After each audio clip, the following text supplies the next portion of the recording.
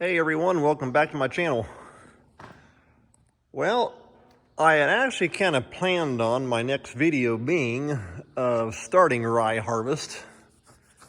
And we were actually hoping to start this coming Monday, but Dad checked the rye and he said he was finding still a little bit of greenness out in it, and so it might actually not be until about the middle of next week.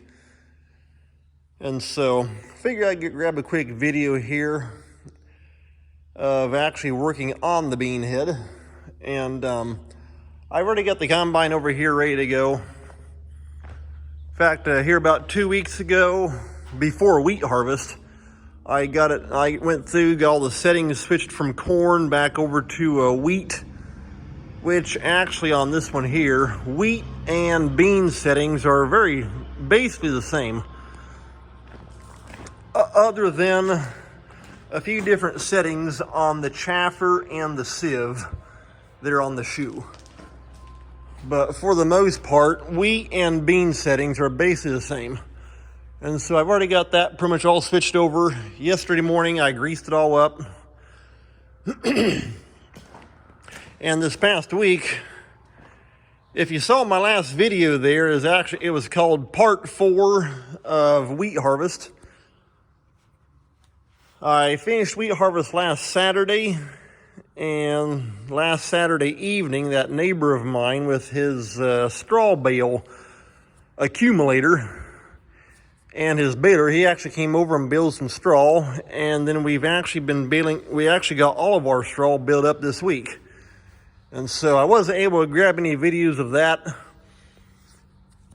I've got to watch getting my phone too much heavy dust. And so, but like I say, we got all of our straw baled up, and so that job's done now the way. And so now I'm back here working on this bean head. And as you can see, it's a Massey Ferguson 8200-35.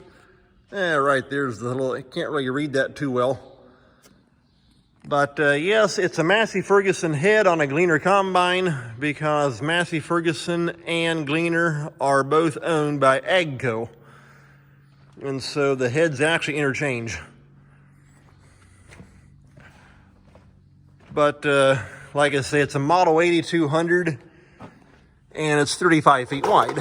And so someday I would love to have a draper head. This one here, as you can see, it still has the auger, but I would love to have a draper with the conveyors in the bottom. That would be nice. So I'll show you what I'm working on here. However, once I actually get started, it's going to be, I'm going to actually have to have both hands. I have not had a chance yet to get one of those, like a chest mount carrier for my phone, like what a lot of guys use for GoPro cameras. I'm going to have to grab one off Amazon sometime. But I'll show you here what I'm actually doing. Last fall, would have been 2021, I had one of these fingers here break on me. And surprisingly, that's actually solid steel. And even that one right there, I'm actually going to change it. It's got a little bit of a bend right about through there. I can see it. You wouldn't think that steel would bend, but going round and round and hitting green stem beans is what does it over time. But sure enough, last fall, though, I actually had one break off right about right there. And so that's what I'm working on right now. I'm going to try and take and stick my phone inside the auger.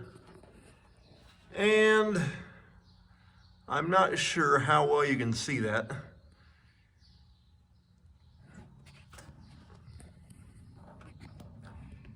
You can kind of see right there ahead of the light. Get the light turned around. It's got one busted off. It's got the little stub poked out. You can see threads, and that's it. And I'm actually trying to get that little stub popped out of that casting. I gotta be very careful heating it up, because let me see here, get that light out of the way, that way that we can see better. because these little cast pieces right here, there's like a nylon bushing inside that where it goes around. Kind of separate that. No, you might be able to see. It's kind of hard though. But it's basically just a steel drive shaft that goes across. Then you got these nylon bushings that go inside of these inside of that housing. But and so I gotta watch heating that up that I don't actually end up melting or damaging that nylon bushing in there. But yeah, so that's why I'm working on trying to get that thing spun out of there. I've been soaking it down with the good old Seafoam Deep Creep. There you can kind of see somewhat in there. Okay, yeah, you can kind of see that stud piece. Here, I'll take the brand new finger, and I don't know if you can see it very well or not. You can kind of see right there where it's pointing, but you get the idea. And like I said, I gotta get that thing spun out of there. I may be able to take some, just heat it, not red hot naturally, but just warm it up good and just keep putting a pair of vice grips onto it and just see if I can finally get that dumb thing to break loose. One thing I'm going to start doing, however, that I don't think I did when I put these fingers into it, I'm actually going to start never seizing it. Because with that big jam nut right there, you put the finger into the casting, you screw it into the casting. And that's actually how you can adjust your depth for clearance right here, because when the auger comes around, the auger itself is actually rotating around this piece here. This piece here is actually fixed. It don't turn. The auger turns around that. That way the fingers go through stick through on the front, and then as it comes around, they pull back in. That way it doesn't come up and smack the feeder house chain, which is running. Well, here's the edge of the throat plate, which is running approximately right here. And so, yeah, you don't want these fingers smacking right back into the feeder house chain. But, like I say, when you screw these into that casting, that's how you adjust your depth. And so I like to keep them right at about, in fact, right there's one just a little bit loose. I got to tighten that plate up.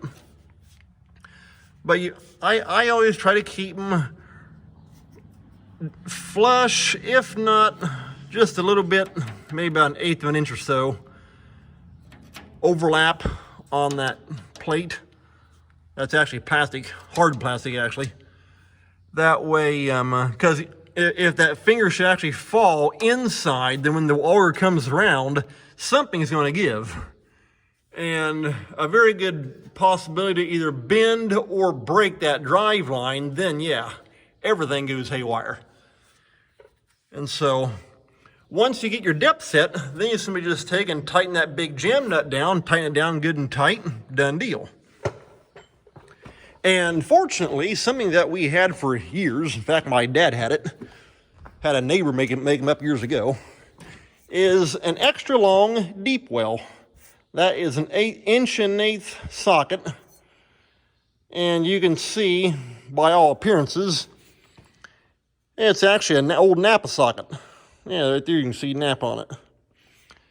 What the neighbor did was they took a regular Napa deep well, chopped it in two, and simply added a piece of pipe into it, and then welded the end for your impact, that's a 3/4 drive, and the end for your socket back onto it. These here are actually for the dual hooks that we'd use to clamp on, to put clamp-on duals on our, no, it'd be on the one Allis-Chalmers 7045 and the Allis-Chalmers 200. Both take clamp-on duals, or some people call them a T-rail. But this thing here also works great for putting these big, once you put that pin into the casting, I just take this right here, and right there's what the round hole looks like with this plate piece off of. once the pin's in there, then I can just take this deep well, put right down over top of it, and tighten that big jam nut down against the casting. And so it works great that way. And the reason why these here are actually egg-shaped, when we got this head back in 2018, the same year we got that R72 Gleaner in the winter of 2018,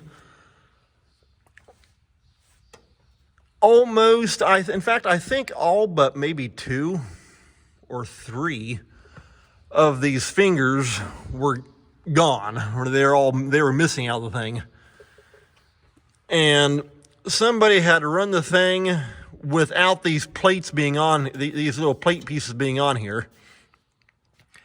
And that's what made that hole get egg-shaped.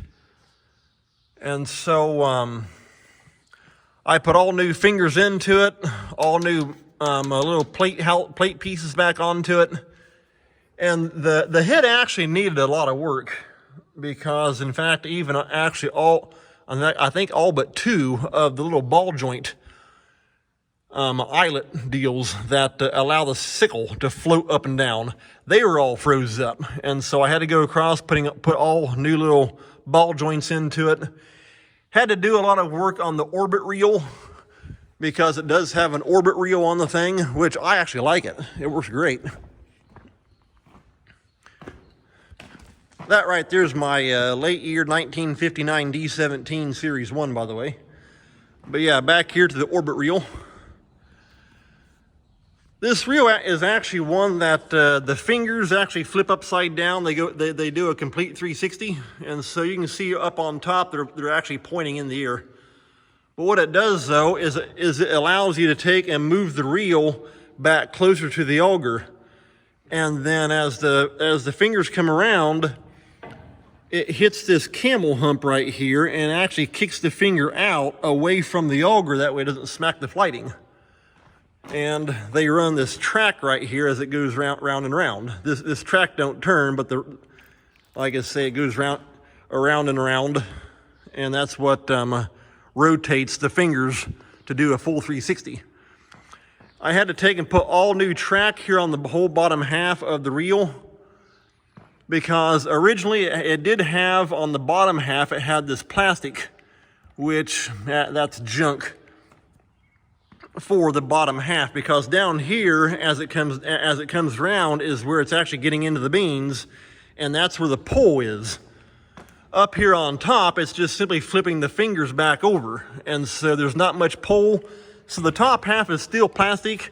I actually replaced both back halves of the top on both ends. Actually, the front half I haven't had to do anything with that, but having plastic on the bottom, it was all busted out, and so I actually updated it to the steel track, much better. And so, like I say, had to do all that. One good thing though, with it needing a lot of work and that kind of stuff, we were able to pick this head up for very cheap. And so I think we only gave maybe $6,500 for a 35-foot head, so can't go wrong on that deal. But it got us into a big bean head, and so that's what I wanted. But yeah, so that's just a little showing y'all what I'm doing on this thing. And so now I'm going to go to work, get my vice grips, and see if I actually get that little stub piece to actually spin out of there, hopefully. And yeah, that's just a little preview of what I'm doing leading up to hopefully rye harvest sometime next week. But the rye's got to be good and dry, because we actually take and well, we always store 2 hard boxes, which is what we keep soybeans in. Those black hard boxes over there, we'll actually keep 2 of those full of rye. And then we also sell it for a cover crop to several different farmers that my dad's got connections with here and there. And they use it for cover crop as well. But that's why it's got to be bone dry for keeping in, especially inside of a plastic box like that. So yeah, that's just a little preview of what I'm doing. So take care. Thanks for watching. We'll see you next time.